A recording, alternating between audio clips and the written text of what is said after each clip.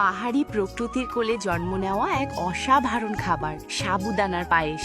জঙ্গল থেকে আনা কাসাবার মোটা খোসা ছাড়িয়ে নেওয়া হয় যত্ন করে। তারপর খসখসে পাথরের ওপর ঘষে ঘষে বানানো হয় নরম পেস্ট, যাতে ভেতরে স্টার্চ পুরোপুরি বেরিয়ে আসে। এই পেস্টে মেশানো হয় একটু পানি আর পরিষ্কার কাপড়ে ছেঁকে নেওয়া হয় ধীরে ধীরে।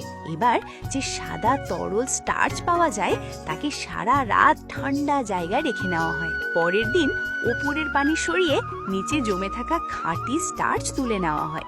এই স্টার্চকে রোদে শুকিয়ে নেওয়া হয় যাতে এটি একটু শক্ত আর পারফেক্ট হয়। শুকিয়ে গেলে হালকা করে কুটে চালনি দিয়ে ছেঁকে সমান মসৃণ দানা তৈরি করা হয়।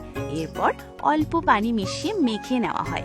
একদম নরম মোলায়েম টেক্সচার। ছোট ছোট করে কেটে হাতে ঘষে বানানো হয় মুক্তোর মতো গোল সাবুদানার দানা। তারপর দুধ, মিষ্টি আর কাটা ফলের সাথে মিশে তৈরি হয় সুস্বাদু সাবুদানার পায়েস।